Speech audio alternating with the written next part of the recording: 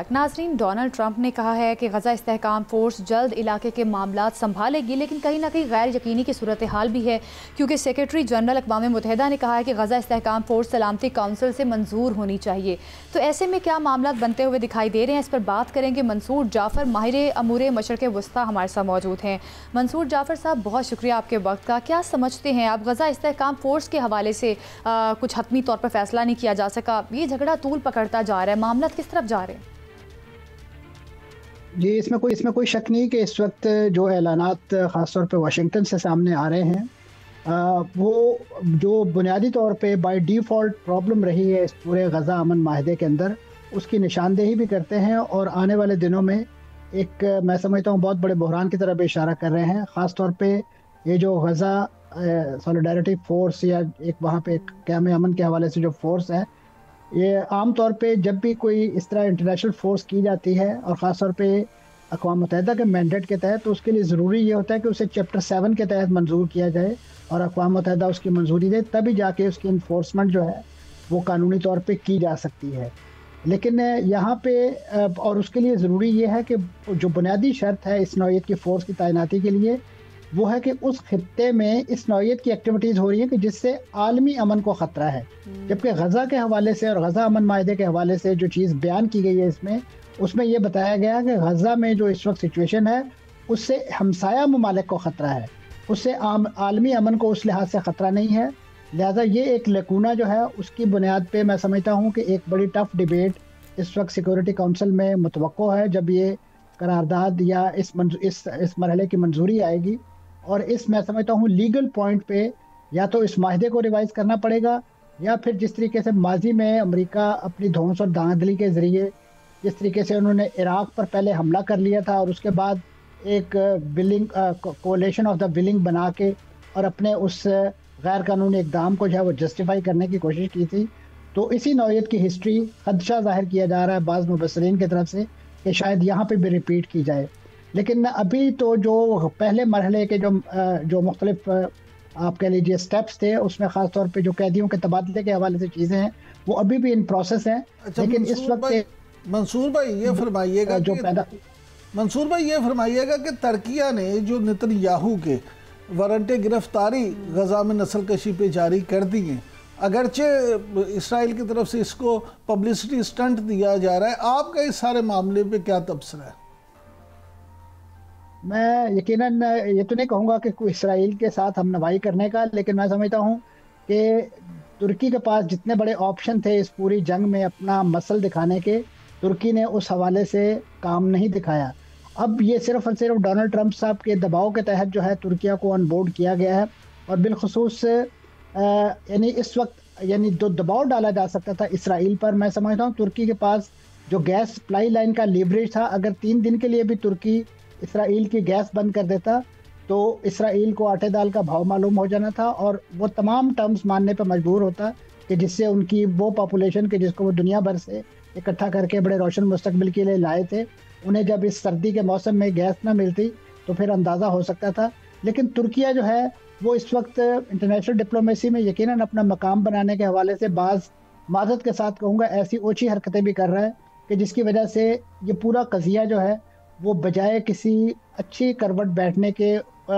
उसमें मसाइल और इसी नौइयत की चीज़ें जो है वो देखने को मिल रही हैं। अच्छा अगर तो नेतन्याहू साहब वाकई ही सिंसियर हैं उनके सिक्योरिटी इनके वारंट के हवाले से, तो उसका फोरम ये था कि खुद तुर्किया जो है वो उस मुकदमे का हिस्सा बनता है, इंटरनेशनल जो फौजदारी अदालत है जो साउथ अफ्रीका की तरफ से दायर किया गया, वहाँ जाने के बजाय इस नौइयत की हरकतें यूनिलैटरली करके यकीनन इस वक्त एक सस्ती शोहरत ही हासिल की जा रही है। अच्छा सर, ये फरमाइएगा कि मिस्र और सऊदीया के जो बढ़ते हुए फ़ौजी ताल्लुकात हैं और जो मुआहदा भी उनका फ़ौजी तावन का होने जा रहा है,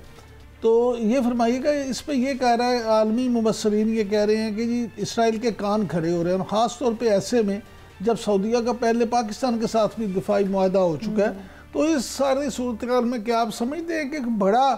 फ़ौजी इत्तेहाद बनने जा रहा है?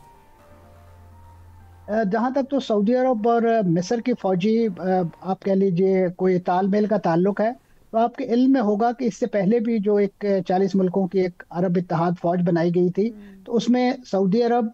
यूएई, सूडान और मिस्र जो है यही सरखेल थे, और इन्हीं की मैं समझता हूँ कोलेशन पर मुश्तमिल जो आप अरब इत्तेहाद कह लीजिए, अरब फौज कह लीजिए, उन्होंने ही यमन के अंदर कार्रवाइयाँ की थी। तो लिहाजा ये कोई नई चीज़ें नहीं है, ये सिर्फ और सिर्फ एक इसको रीफ्रेज किया जा रहा है। और इसी नौयत की खबरें आप यकीनन सुन रहे होंगे कि अमेरिका के साथ भी नजर आ रहा है, फौजी माहिदा। एक रिपोर्ट भी सामने आई जिसमें इसराइली फौजी वकला ने जंगी जराइम तस्लीम किए हैं। इस पर अमेरिका ने इसको नज़रअंदाज कर दिया है, इसके क्या असबाब हो सकते हैं?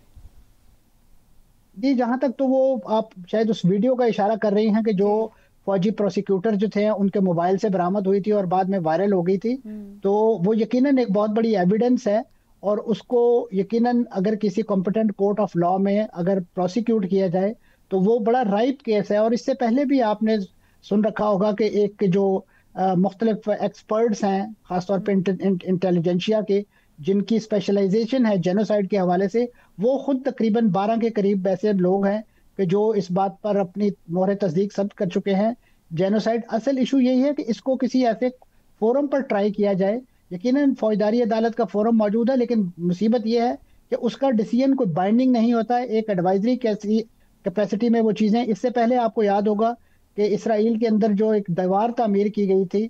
गरब उर्दन को उससे अलखुद से अलग करने के लिए, उसको भी यही फौजदारी अदालत जो है वो गैर कानूनी करार दे चुकी है। और उससे पहले ये जो पूरा सेटलमेंट का एक जाल बिछाया जा रहा है वो भी बैन अवी कानून और इसी फौजदारी अदालत की जो फैसलों की रोशनी में वो गैर कानूनी है। लेकिन उसे इसराइल तस्लीम करने के लिए तैयार नहीं। अमेरिका और इसराइल दोनों ही उसके मैंडेट को तस्लीम नहीं करते हैं। यही वजह है कि आप देखते हैं कि इस नौयत की जो बहुत बड़ी मैं समझता हूँ जो ये जस्टिफाइड केस है, मबनी बरहक केस है, और उसके लिए एम्पेरिकल एविडेंस मौजूद है ज़मीन पे, लेकिन इसराइल मतलब जैसे कहना चाहिए विद इम्प्यूनिटी जो है उस पूरे कज़िये से बाहर निकल जाता है। और यही वजह है कि इस वक्त मंसूर भाई ये फरमाइएगा कि जर्मन के जो जनरल हैं उन्होंने तो ये कहा कि रूस किसी वक्त भी नेटो पे हमला कर सकता है, तो क्या आप समझते हैं कि रूस नेटो ममालिक पे हमला कर सकता है? देखिए जी, इस वक्त जो बैनुल-अक़वामी मंजरनामा है उसमें मैं समझता हूँ कि इस वक्त जो चीज़ों को सेटल डाउन करने की तरफ रूस का मिजाज या टिल्ट जो है वो ज़्यादा दिखाई देता है, बजाय ये कि वो एक बड़ा महाज अपने लिए खोले। क्योंकि शाम में जो एक चरका लगा है इसराइल को रूस को, उसके बाद यकीनन वो इस काबिल नहीं। और इस वक्त भी मैं समझ रहा हूँ कि जो एक नया महाज डोनाल्ड ट्रंप साहब ने अपने एटमी जो धमाकों का ऐलान करके वो भी एक लिहाज से रूस को चौकन्ना किया है। तो इस वक्त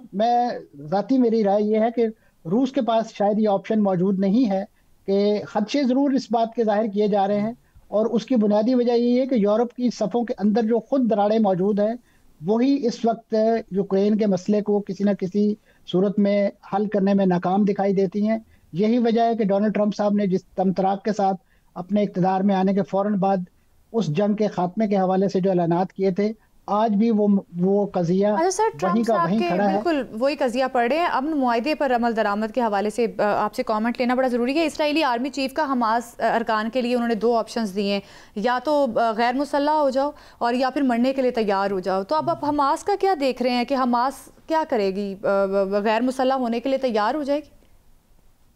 देखिए, ये मेरा ख्याल जिस बयान की तरफ आप इशारा कर रहे हैं वो बुनियादी तौर पे उन्होंने जो येलो लाइन की उस तरफ ज़ेरे ज़मीन सुरंगें थी जहाँ से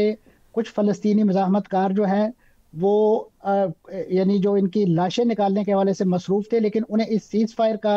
कम्युनिकेशन नहीं हो सकी, वो वहीं पर ट्रैप होकर रह गए हैं। और इसलिए इस वक्त मिस्र बहुत ज़्यादा डिप्लोमेसी कर रहा है कि उनको निकाला जाए, क्योंकि वो तकरीबन कई हफ्तों से वहाँ फंसे हुए हैं और उनके निकलने का कोई, जहाँ तक हमास का ये मौक़िफ़ है कि वो हथियार छोड़ेगा। हमास तो बार बार इस बात का इरादा कर चुकी है कि हम हथियार जो है फ़लस्तीन की जो कौमी फ़ौज है उसके हवाले करने के लिए तैयार हैं। अगर इस नौयत की कोई फ़ौज तश्कील पाती है तो हमास अपने जो भी हथियार हैं, जो भी अपने